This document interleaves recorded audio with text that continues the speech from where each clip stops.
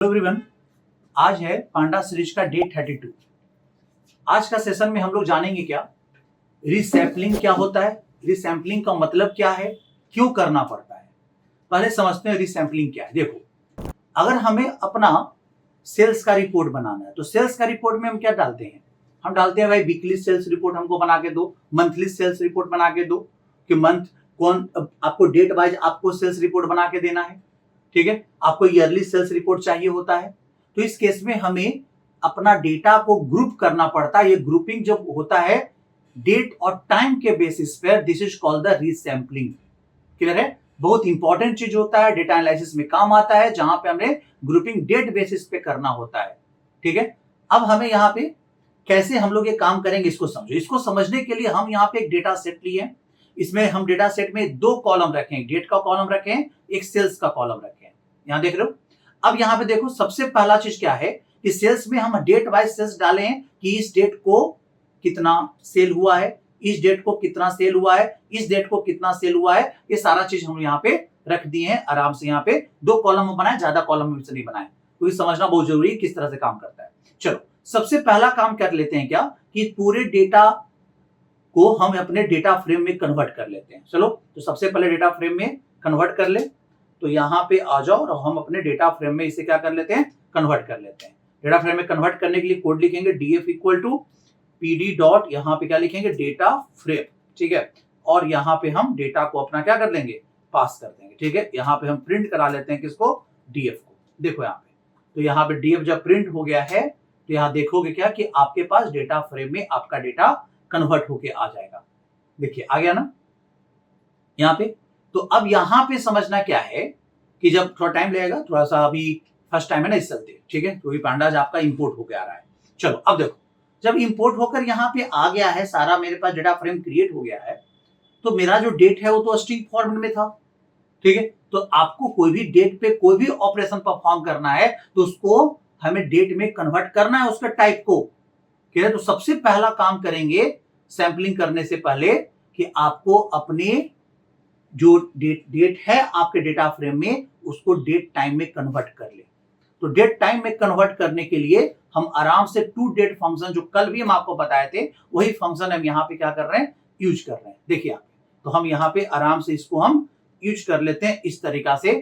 और अब हम डेटा फ्रेम को प्रिंट कराएंगे या फिर उसका डेटा टाइप्स प्रिंट कराएंगे तो भी आपको पता चल जाएगा, लेकिन यहाँ पे प्रिंट कराने की जरूरत नहीं है। यहाँ पे प्रिंट कराएंगे तो आउटपुट मेरे पास सेम ही रहेगा। चलो प्रिंट करा के देख लेते हैं कि मेरे पास इस तरह से आ रहा है कि नहीं आ रहा है। देखो आ गया, यहाँ पे सेम है, कोई आउटपुट तो आपको दोनों सेम ही लगेगा, लेकिन यहाँ पे जो डेट है वो स्ट्रिंग टाइप का था और यहाँ पे जो डेट है वो क्या हो गया, एक्चुअल डेट और टाइम में कन्वर्ट हो चुका है। इसका डेटा टाइप हमने क्या कर दिया, बदल दिया। चलो अब बात करेंगे यहाँ पे, जब आपका एक्चुअल डेट टाइम में कन्वर्ट हो गया तो अब यहाँ पे रिसैम्पलिंग करने से पहले आपको एक काम और करना पड़ता है। वो करना पड़ेगा क्या कि आपको अपने, समझे यहाँ पे, आपको अपने डेटा फ्रेम में डेट को इंडेक्स बना दो तो काफी अच्छा है। जैसे अभी इंडेक्स क्या है, 0 1 2 3 है, तो हम चाहते हैं वो इंडेक्स हट जाए, जो डेट है सेल्स जो है वो डेट वाइज इंडेक्स आ जाए कि इस डेट को इतना सेल, इस डेट को, मतलब हम अपने सेल को आइडेंटिफाई उसके डेट से करें। ठीक है, हम एक्चुअल जो इंडेक्स है, इंटीजर बेस्ड जो इंडेक्सिंग होता है, उसको हटा के हम अपना इंडेक्स हम क्या करें, यूज करें। तो आपके पास एक फंक्शन आता है, डेट इज कॉल्ड द क्या, set index function. Set index function करेंगे डेटा फ्रेम का, यहाँ पे बताएंगे किस कॉलम को आपको इंडेक्स बनाना है, वो आपको कॉलम बता दिया। इन प्लेस ट्रू तो आप समझ ही रहे होंगे कि ओरिजिनल डेटा फ्रेम में आप क्या कर देना, चेंजेस कर देना। चलो, तो हम यहाँ पे इस तरीका से इसको यूज कर ले और फिर हम आपको बता दे कि किस तरीका से काम कर रहा है। देखो, तो df डॉट सेट इंडेक्स कर लिए। अब यहाँ पे सेट इंडेक्स में हमने कॉलम का नाम बताया कि भाई डेट कॉलम को आप इंडेक्स बना देना। अब देखना, अभी आप देखो यहाँ पे प्रिंट करा लेते हैं अपने डेटा फ्रेम को, तो इस केस में क्या नजर आ रहा है कि जो मेरा 0 1 का इंडेक्सिंग है वो हट जाएगा। अब मेरा जो इंडेक्सिंग कौन आ जाएगा, देखो यहाँ पे, देखो इसका जो अलग से इंडेक्सिंग था 0 1 2, यहाँ पे देख रहे हो, यहाँ पे मेरा डेट बाय डेट को ही हमने क्या बना लिया, इंडेक्स बना लिया। और सेल्स उसका आपके पास एज एक ही कॉलम की तरह बिहेव कर रहा है, भाई एक ही कॉलम है, क्योंकि आपका डेट क्या बन गया, इंडेक्स बन गया। बस आप इस तरह से समझो। ठीक है, अब यहाँ पे देखो, जब यहाँ पे कर लिए हैं सारा काम, अब बात करते हैं कि मुझे सेल्स चाहिए। ठीक है, यहाँ पे देखो, यहाँ पे एक नोट में भी हम लिखे हैं, रिसैम्पलिंग तभी काम करता है जब डेट इंडेक्स में हो। क्लियर है? हाँ, लेकिन एक और लिखे हैं कि अगर डेट इंडेक्स में नहीं है तब आप कैसे करेंगे, तो यहाँ पे आपको रिसैंपल में आपको बताना पड़ेगा और आपको बताना पड़ेगा कि किस कॉलम पे आपको लगाना ऑन डेट। और अगर आप डेट इंडेक्स बना लिए हैं तो आपको ये ऑन डेट लिखने की जरूरत फिर नहीं पड़ेगा।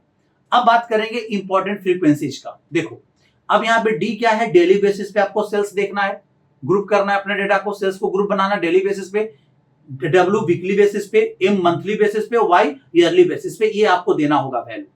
क्लियर है? अब यहां देखो तो हमें अगर कोई बोलता है कि मंथली सेल्स निकालिए, मंथली सेल्स, तो हमें क्या करना होगा, आपको रिसैंपल में आपको एक आर्गुमेंट देना होगा एम, क्योंकि हमको एम मतलब फ्रीक्वेंसी बोल रहे हैं कि एक मंथ में कितना सेल हुआ, ये किस पे आपको निकालना है, किस कॉलम पे, तो सेल्स कॉलम पे आपको देना है।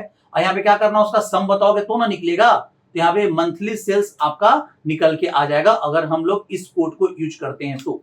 देखो यहाँ पे तो हमने क्या लिखा, monthly sales equal to DF dot resample, यहाँ पे एम दी है, M stand for the month, and sales column जो कि बता रहे हैं कि सेल्स कॉलम का मंथली सेल का सम हमें करके निकाल के दो, और एक वेरिएबल में हम रिसीव कर लिए हैं, इस वेरिएबल का नाम है मंथली सेल्स। हम इस वेरिएबल का वैल्यू को क्या करवा ले, प्रिंट करा के देख लेते हैं। देखो यहाँ पे हम यहाँ पे प्रिंट करा लिए। देखो इस केस में हम देखेंगे क्या कि मेरे पास मंथ वाइज सेल्स आ जाएगा।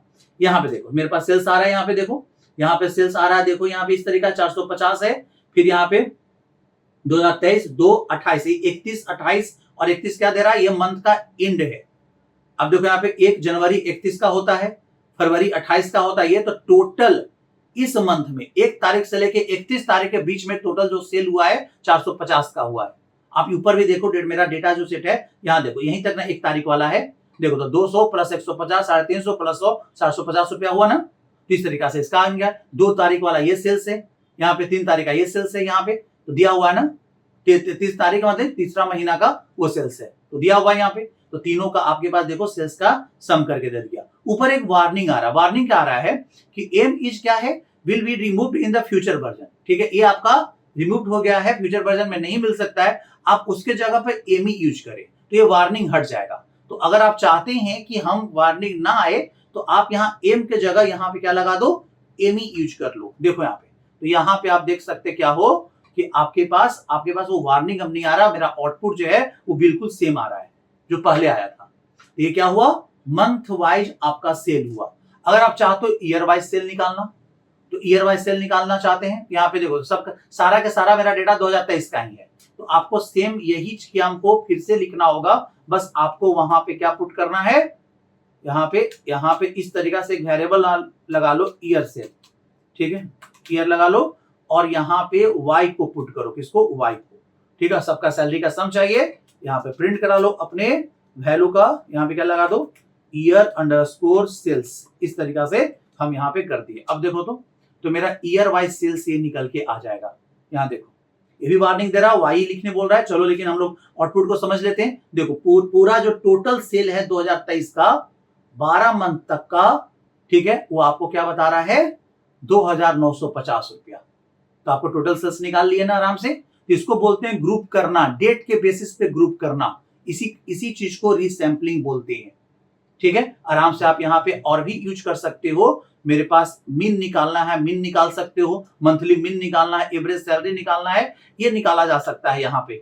ठीक है, देखो यहाँ पे अगर हम बोले कि भाई हमें मंथली सेल्स का एवरेज निकालो, तो मंथली एवरेज हमें ये निकाल के आराम से ये दे देगा। यहाँ पे कौन सा फंक्शन यूज किया, सेल्स पे मीन फंक्शन हमने यहाँ पे अप्लाई कर दिया।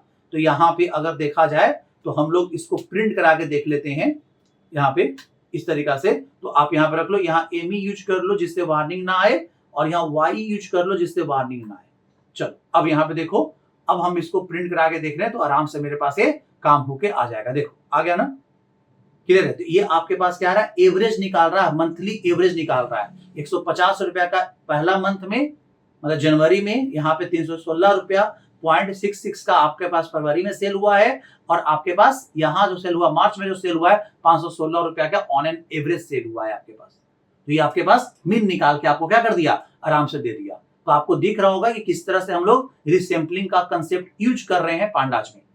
ठीक है, बहुत इंपॉर्टेंट कंसेप्ट है, आप आराम से यूज कर सकते हो। एक बार में ही एक ही मंथ का आपको मल्टीपल एग्रीगेशन AGG फंक्शन तो बताए हैं, आपको सम भी चाहिए, मीन भी चाहिए, मैक्स भी चाहिए, तो आप आराम से इसको यूज कर सकते थे, ये भी आपको करके दे देगा। मल्टीपल एग्रीगेशन एक बार में लगा दिया मंथ के ऊपर, ठीक है।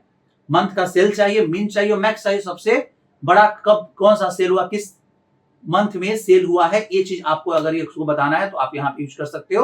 यहाँ पे डायरेक्टली हम इसको प्रिंट करा लेते हैं, देखो यहाँ पे क्या लिख दिए, प्रिंट कर लेते हैं इस चीज को, और यहाँ पे हम ऐसे रख लेते हैं, ठीक है। देखो ठीक है, सेम चीज बार बार रिपीट हो रहा है। AGG फंक्शन तो हम पहले भी बताएं, जब भी आपको मल्टीपल एग्रीगेशन चाहिए होता है तो वहां पे क्या करते हैं हम लोग, AGG फंक्शन को ही यूज करते हैं। देखो यहाँ पे आराम से मेरे पास आ जाएगा ये सारा डेटा, देखो यहाँ पे आ रहा ना, यहाँ पे देखो इसका सम आ रहा है, यहाँ मीन निकाल के आ गया, और मैक्सिमम सबसे ज्यादा उस मंथ में किस दिन को कितना सेल हुआ है, तो देखो यहाँ पे डेटा देखो, यहाँ पे फर्स्ट मंथ में 200 सबसे ज्यादा हाईएस्ट सेल है, यहाँ आ गया ना, देखो इसका हाईएस्ट सेल है 600। यहाँ पे कितने अच्छे से रिकॉर्ड आपके पास पुट होके आ रहा है। अगर वार्निंग नहीं चाहिए होगा तो आपको यहाँ यूज करना चाहिए क्या, एमी को। डेली बेसिस पे आपको सेल चाहिए वो भी निकल के आ जाएगा, वीकली बेसिस पे सेल चाहिए वो भी निकल के आ जाएगा, ईयरली बेसिस पे सेल चाहिए वो भी निकल के आ जाएगा। जैसे वीकली बेसिस पे चाहिए तो आपको डब्ल्यू पुट करना है, ठीक है। अगर हमें क्या चाहिए भाई, वीक बेसिस पे हमें क्या चाहिए, सेल चाहिए, तो हम यहाँ पे क्या यूज करेंगे, यहाँ पे डब्ल्यू पुट करेंगे, यहाँ पे डब्ल्यू पुट करेंगे, डब्ल्यू क्लियर है। इस तरीका से हम यहाँ पे पुट कर देंगे, और यहाँ पे हम वीक रख देते हैं, वीक सेल्स, ठीक है। और प्रिंट करा लो इसको, यहाँ पे लिख देते हैं वीक, यहाँ पे सेल्स, ऐसे कर लेते हैं। अब देखो ये वीकली बेसिस पे मेरे पास सेल्स आ जाएगा, यहाँ देखो इस केस में देखो आ गया ना, यहाँ पे देखो, यहाँ पे समझो, यहाँ पे वीकली बेसिस पे आपके सेल आ गया, देखिए यहाँ पे सबका, यहाँ पे देखो बाकी सब में आपके पास 7 दिन का ये सेल दिया होगा, 1 2 3 4 5, ठीक है।